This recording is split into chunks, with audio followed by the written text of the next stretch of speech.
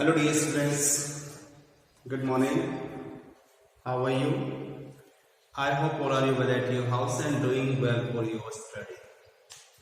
So, I'm here again in front of you to teach the next part of the lesson which one I had started 3 days before. And in this topic we have learnt more things. Narration क्या है बेटा? Narration हम कर रहे हैं और उसका भी नरेशन का जो पार्ट है हमारे पास असर्टिव सेंटेंस।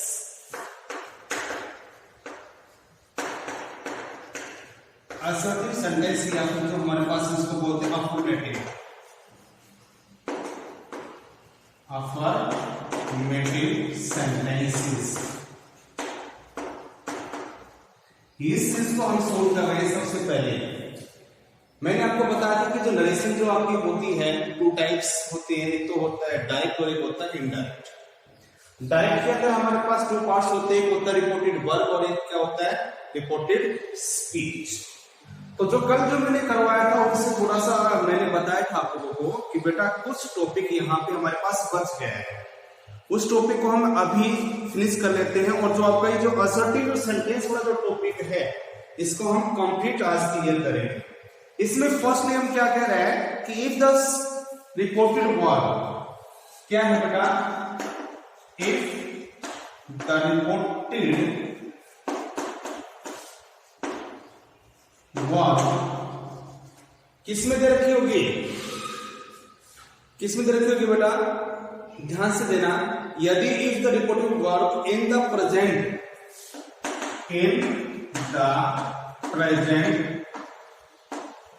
या फ्यूचर टेंसेस में हो, किसमें दे रखा है? प्रेजेंट टेंस के अंदर है या फिर फ्यूचर टेंस के अंदर है। तो कह रहा है कि the tense of the verb, the tense of the verb क्या नहीं होगी? क्या नहीं करेंगे बेटा इसमें? Is not change. ये नियम आपको देखना है कि भाई हमारे पास यदि रिपोर्टेड वर्ब है प्रेजेंट टेंस में दे रखी है या फिर फ्यूचर टेंस के अंदर दे रखी है, तो कह रहा है कि जो वर्ब जो होगी tense of the verb is not change, उसको हम चेंज नहीं करते हैं। तो एक एग्जांपल हमारे पास है, इसमें लिखा हुआ है he sees comma English comma start Mohan kills a snake. Mohan kills a snake. ये वाक्य आपके सामने दिया हुआ है। क्या दे दिया बेटा? He sees Mohan kills a snake. तो मैंने आपको पहले ही बताया हुआ है कि जो ये आपका इनडायरेक्ट जो होता है, डायरेक्ट जो है उसके टू पार्ट्स होते हैं। ये हमारे पास इसमें है, ये है हमारे पास रिपोर्टेड वर्ब और ये हमारे पास क्या है? Reported speech. इधर तो आप लोगों को पता है। अब इसमें ये जो नियम क्या कह रहा है कि भाई इफ द रिपोर्टेड वर्ब, अब रिपोर्टेड वर्ब कौन सी है हमारे पास? ये वर्ब दे रखी है। अब देखिए reported verb in the present. अब प्रेजेंट टेंस में आप कैसे आइडेंटिफाई करोगे कि ये प्रेजेंट टेंस के अंदर है? मैंने आपको पहले बताया था कि जहां पर भी V1 प्लस में S या ES आपका दिखाई देता है वो प्रेजेंट इंडेफिनिट टेंसेस का वाक्य होता है। और फ्यूचर का आपको पता ही है, फ्यूचर का हमारे पास क्या आता है भाई? विल और सेड। ये दोनों वाक्य आपके ये दिखाई दे जाए तो ये दिखाई दे जाए, तो जो आगे आने वाली जो रिपोर्टेड जो स्पीच है उसकी जो वर्ब्स को हम चेंज नहीं करते, बाकी आप एज इट इज चेंज करोगे। जैसे इसमें लिखा हुआ है ही सेज, लिखते हैं कॉमा इंग्लिश कॉमर्स को हटाने के लिए हम क्या यूज करते थे बेटा? एक कंजंक्शन आता था और उस कंजंक्शन को हटाने के लिए हम क्या यूज करते हैं? सॉरी, रिपोर्टेड वर्ब को हटाने के लिए दैट। मोहन है थर्ड पर्सन है, तो मोहन थर्ड पर्सन है, तो ये चेंज नहीं होगा। तो हमने क्या कर दिया, मोहन, इससे पहले जो हमने पहले जो पढ़ाया था कि जहां पर भी V1 आ जाए तो उसको चेंज कर देते हैं V2 के अंदर, लेकिन बेटा यहाँ पे नियम चेंज हो गया है, क्योंकि जो ये वर्ब है रिपोर्टेड वर्ब वो आपकी प्रेजेंट टेंस में दे रखी है, तो आगे जो टेंस आएगा उसको चेंज नहीं करना, ध्यान में रखना इस बात को। तो यहाँ पे क्या आ जाएगा, मोहन किल्स अ स्नेक, आपका आंसर राइट हो गया। बोलो, कोई प्रॉब्लम आई? ऐसा एक दूसरा वाक्य है, ही विल से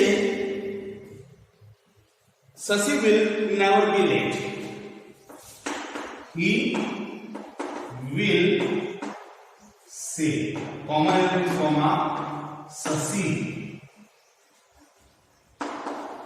will never be late.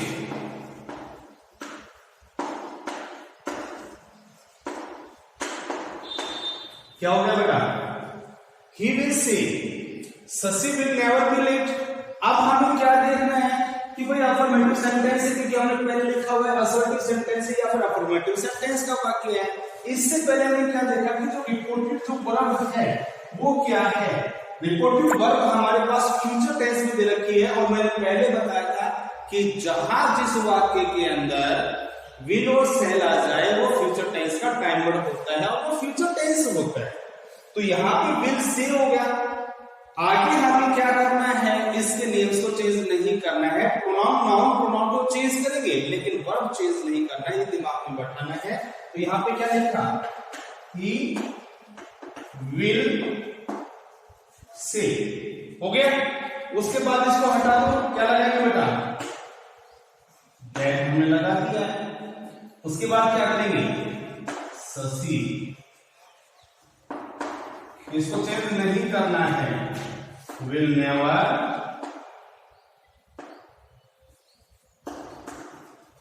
be late। आपका वाक्य राइट हो चुका है।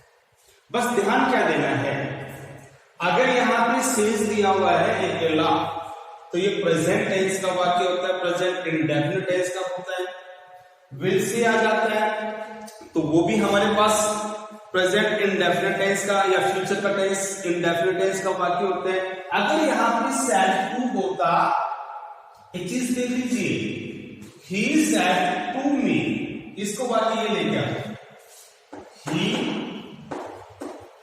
सेड टू मी मोहन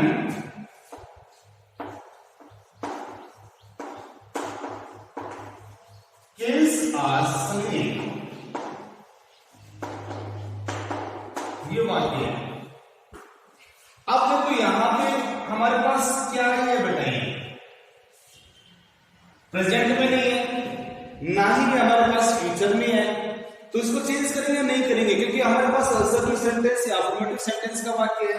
तो यहां पे क्या लिख दिया, ही टोल्ड मी,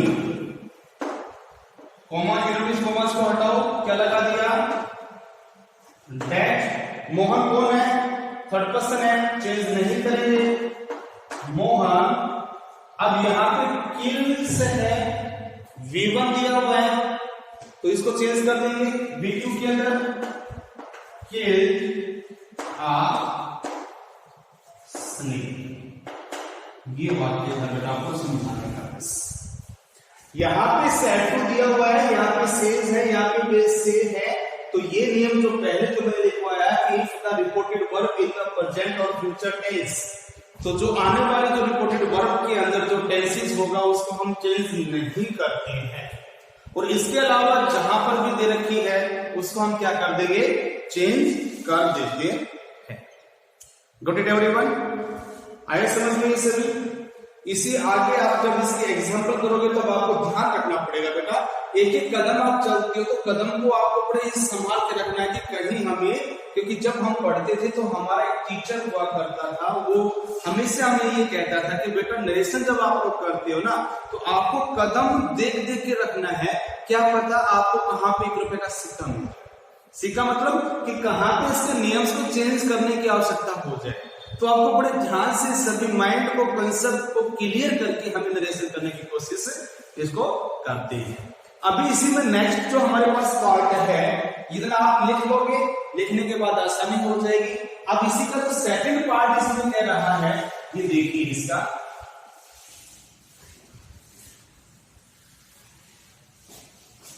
आज हम इस अफर्मेटिव सेंटेंसेस को क्लियर करते हैं।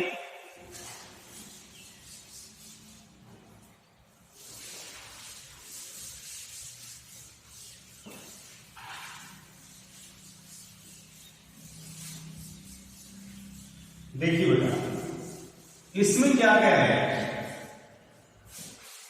If the reported speech express, क्या लिखा हुआ भाई?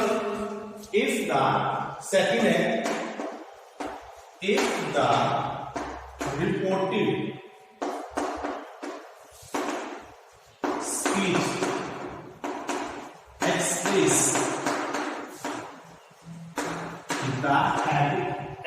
the universal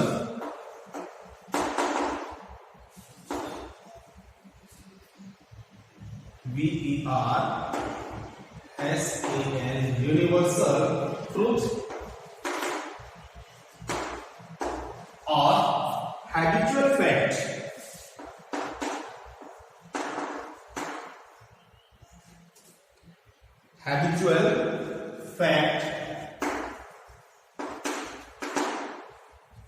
the verb is in, it does not change. The verb in does not change. ये वाक्य देखिए क्या कह रहा है कि जिस भी वाक्य के अंदर एक्सप्रेस करता है रिपोर्टेड स्पीच, क्या करेगा? Universal truth. और यूनिवर्सल ट्रूथ के बारे में आप जानते हो, सार्वभौमिक जो सत्य के बारे में जो बात कर रहा है, उसके लिए हम क्या नहीं करते हैं? इसको चेंज नहीं करते हैं। हैबिचुअल जो फैक्ट जो हो जाता है, जो आदत के बारे में जो बताता है, उसके अंदर जो आने वाले जो वर्ब है उसको हम कभी भी चेंज नहीं करते हैं। जैसे इसमें लिखा हुआ है, our teacher said, our teacher said we all live on the earth, live on the earth। ये वाक्य आपके सामने आया है। क्या है बेटा? अब देखिए, माइंड को आपको घुमाना पड़ेगा ना। ये चीज हो गया, ये चीज हमने देख लिया। टीचर क्या कहता है कि हम सभी पृथ्वी के ऊपर रहते हैं, तो बेटा ये बताओ क्या आपका ये यूनिवर्सल ट्रूथ वाक्य है या नहीं है? जितने भी जो मानव समाज है वो सभी कहां पे वास करती है? इस पृथ्वी के ऊपर ही रहते हैं। हम सभी पृथ्वी के ऊपर ही अपना जीवन यापन करते हैं। तो ये यूनिवर्सल ट्रूथ वाक्य हो जाता है। और जहां पे यूनिवर्सल ट्रूथ वाक्य हो जाता है तो उसको हम क्या नहीं करते हैं? जिस तरह से हमने यहां पे लिखा हुआ है, आवर टीचर सेड, को बता दीजिए दैट। वी कौन है भाई? फर्स्ट पर्सन है, चेंज हो जाएगा किसके अनुसार? आवर टीचर, हमारे अध्यापक। तो इसमें क्या लिखेंगे? यहां पे हम क्या यूज करेंगे बताइए? वी आया है तो आवर टीचर है, हमारा अध्यापक, एक तो नहीं है वो, तो यहां पे हमने क्या कर दिया? We all. अब यहां पे लिव नहीं करना है क्योंकि ये आपका यूनिवर्सल ट्रूथ वाक्य हो जाता है। तो we all live on the earth, आपको वाक्य लाइन हो जाता है। बताइए बेटा, समझ में आया नहीं आया? दूसरा देख लीजिए, he said God is everywhere।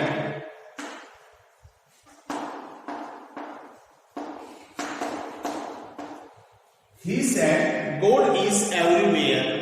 तो देखिए वही वाक्य है, तो हमने क्या लिखा? he said that हमने लगा दिया। अब भगवान हर जगह वास करते हैं नहीं करते हैं, ऐसा तो वाक्य नहीं है कि भाई भगवान केवल एक पर्टिकुलर धरती पर हमें मिलता है, बाकी को हमें भगवान को ढूंढने तो नहीं मिलेंगे। मतलब कहने की बात ये है कि ये शास्त्रों में लिखा हुआ है और ये यूनिवर्सल ट्रूथ है कि भाई भगवान है वो हर जगह वास करता है। चाहे आप कहीं पर भी जाके देख लीजिए, भगवान आपको 100% मिलेगा ही मिलेगा, गॉड आपको मिलेगा। तो ये वाक्य हमारे पास क्या हो जाता है, यूनिवर्सल ट्रूथ वाले वाक्य हो जाता है। इसमें हम क्या कर लेते हैं, गॉड इज एवरीवेयर। बताइए बेटा कोई प्रॉब्लम आई है? नहीं आई है ना। एक वाक्य इसका और देख लीजिए, इसमें लिखा हुआ है the teacher said to me, the teacher said to me the earth moves around the sun. Earth moves around the sun. अब क्या करोगे इसको? सोल्व कीजिए। The teacher said, said to है तो इसको किसको चेंज कर देंगे, टोल्ड के अंदर, टोल्ड मी दैट। टीचर ने मुझसे कहा था क्या, क्योंकि ये बताइए बेटा the earth moves around the sun, universal truth है या नहीं है? जो पृथ्वी है वो हमारे जो सूर्य है उसके चारों तरफ क्या करती है, परिक्रमा कर रही है। वो किसकी चारों तरफ, सूर्य के चारों तरफ चक्कर लगा रही है। तो ये यूनिवर्सल ट्रूथ वाला वाक्य हो जाता है। और जहां पे आप लोगों का यूनिवर्सल ट्रूथ वाक्य आता है तो वहां पे हम क्या यूज करेंगे, दैट को लगाते हुए एज इट इज, इसकी जो टेंसेस है उसको चेंज नहीं करेंगे। तो क्या लिख देंगे, the earth moves around the sun. वाक्य आपका क्लियर हो चुका है। अब बताइए बेटा मेरे को, ये आज आपका जो अफर्मेटिव जो सेंटेंस है, असर्टिव जो सेंटेंस है, आज हम लोगों ने कंप्लीट किया है। इसमें हम देखते हैं कि आपका एक एग्जांपल लेके चलते हैं। ये देख लीजिए, मोहन सेड टू मी, लिखा हुआ है Mohan said to me, I cannot go to school today. I cannot go to school. ये वाक्य आपके सामने आया भाई, तो क्या करेंगे यहाँ पे, मोहन है, वाक्य हमारे पास असर्टिव सेंटेंस किसका है, तो क्या लिखा हमने, मोहन, सेड को चेंज कर दीजिए, टोल्ड मी दैट। आई कौन है आपका, शाबाश बोलिए, फर्स्ट पर्सन है। और जब फर्स्ट पर्सन तो चेंज हो जाता है रिपोर्टेड वर्ब के सब्जेक्ट, और सब्जेक्ट कौन है भाई, मोहन। अब मोहन लड़का है या लड़की, लड़का है, तो लड़की के लिए क्या यूज करते हैं, ही। तो यहां पे क्या आ जाएगा, बोलिए शाबाश, ही। अब कैन है तो कैन का पास्ट बनेगा, क्योंकि यहां पे हमारे पास वर्ब वो नहीं है, तो क्या लिख देंगे, he could not go to school.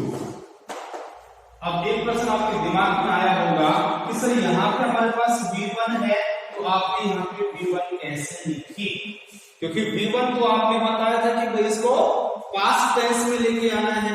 बेटा ध्यान देना कि जहां पर भी आप लोगों की पूरी इंग्लिश की मैं बात कर रहा हूं कि मॉडल एक्चुअली वर्ब्स आ जाती है, modal can, could, be, might, should, उसके बाद हमेशा V1 ही आपको दिखाई देगी।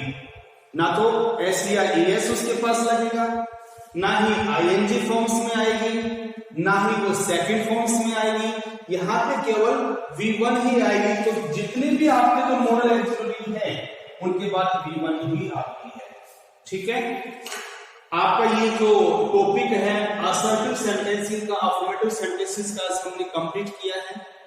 इसमें जो भी प्रॉब्लम्स आती है तो आप मुझसे फोन करके पूछ सकते हो, क्योंकि कल मुझे बड़ा अच्छा लगा, एक बच्चे की कॉल मेरे पास आई, उसने कहा कि सर मुझे ये टॉपिक थोड़ा समझ में नहीं आया है, आप मुझे कृपया करके बता दीजिए। तो मैंने बड़ा अच्छा लगा कि बच्चे घर पे कर रहे हैं काम।